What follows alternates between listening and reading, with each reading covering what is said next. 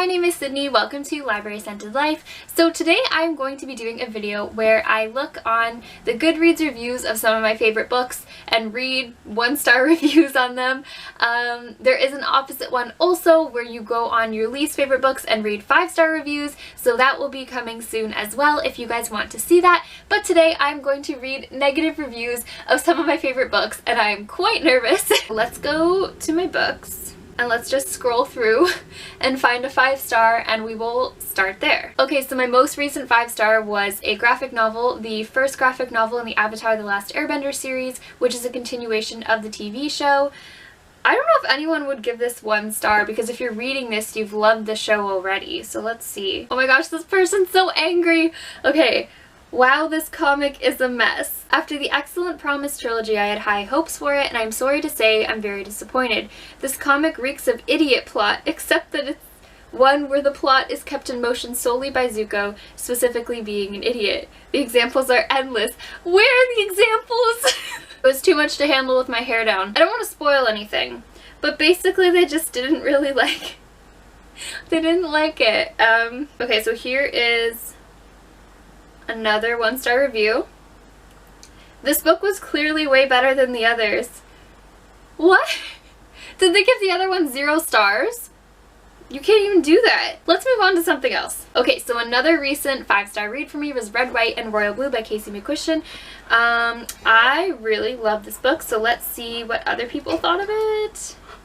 It has a 4.44 average rating, and most of them are 5 stars, so it's pretty good. Let's see what the 1 stars are. Okay, so we have a 1-star review. Still can't wrap my head around the hype and fanfare surrounding this book. It's so disingenuous and smug. Like, why are most of these rave reviews from teenagers? What a sick scheme to get people to read your book. By marketing adult stories to kids. Was it marketed to kids? Was it? Truly, it's written as if someone took a god-awful YA Tumblr post idea and stretched it into one overlong la-di-da oh President Hillary fanfiction. Look underneath the cute story wish fulfillment blanket and see that it's actually pretty damn toxic.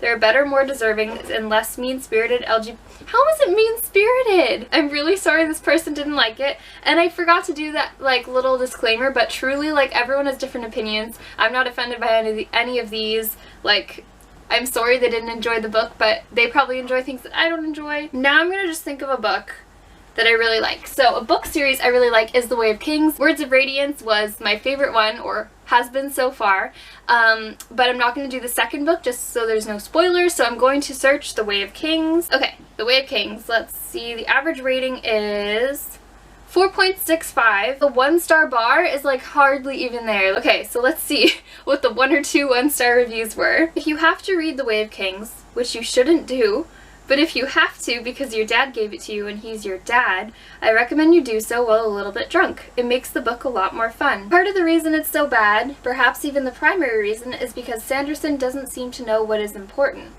The world building seems to get a lot of praise and review, but reading the book, it seems more like he'd rather be a video or computer game writer or designer than a novel writer. There's a distinct World of Warcraft feel to these books, and the world has a lot of gimmicks, and the plot has really no forward momentum. It's like everyone is bouncing around until they reach the next level.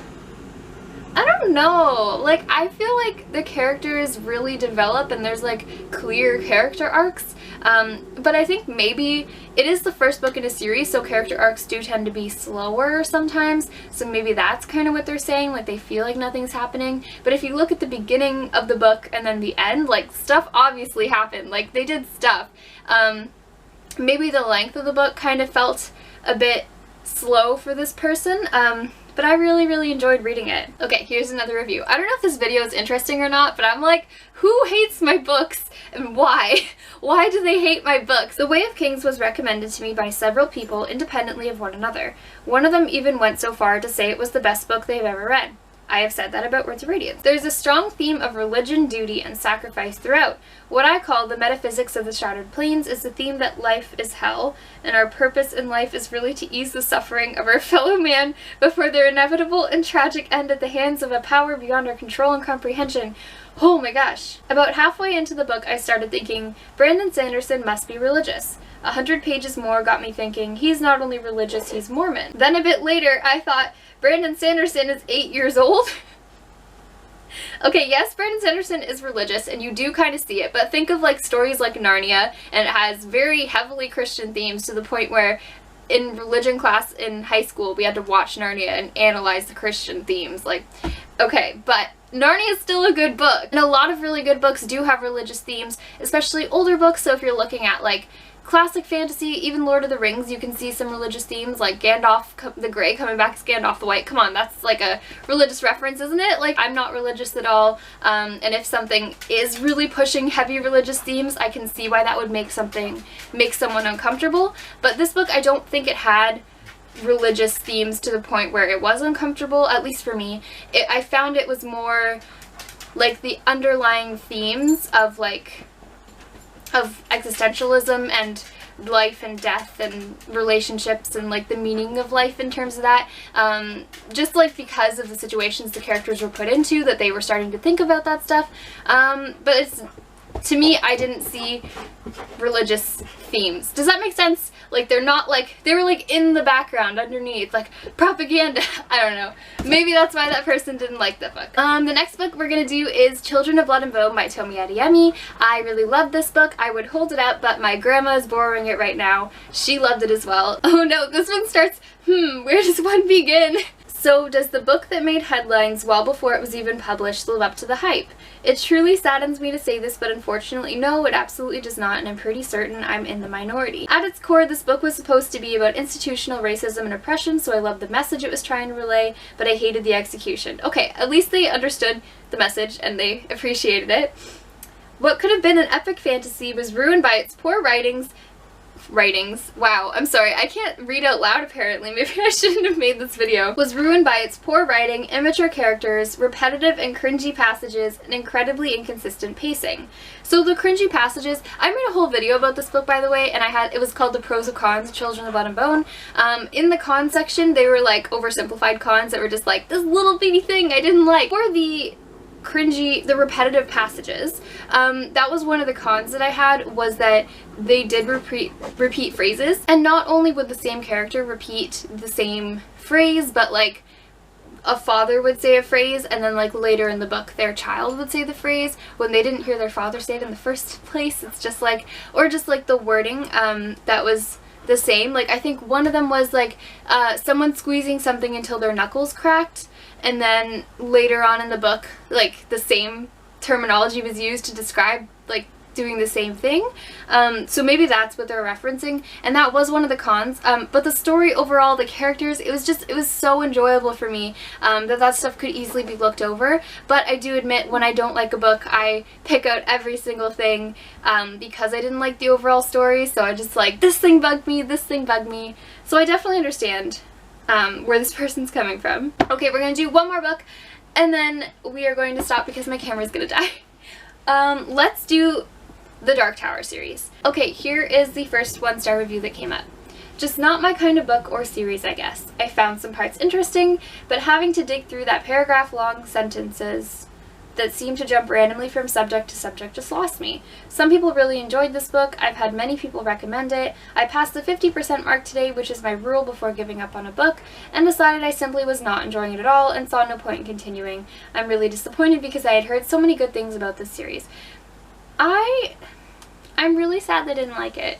I feel like this video is just making me sad because I'm like, I want you to love what I love. I hated this book. Why?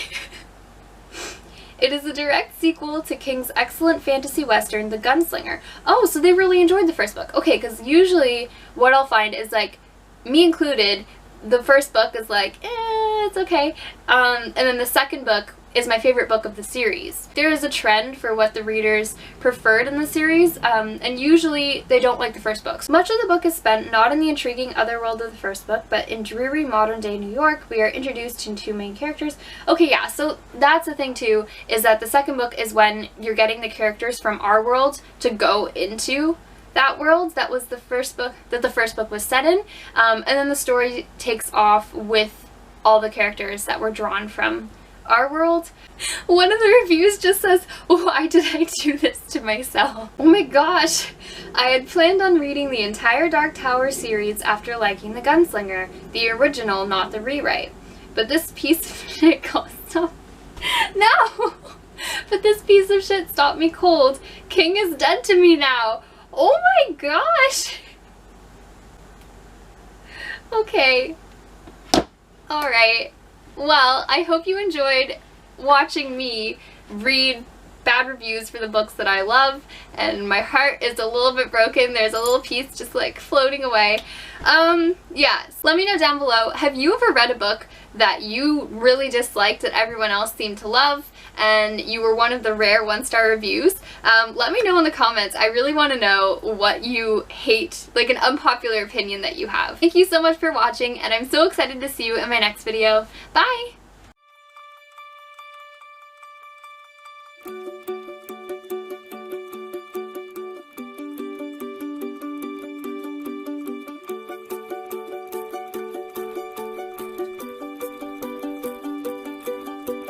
Mm-hmm.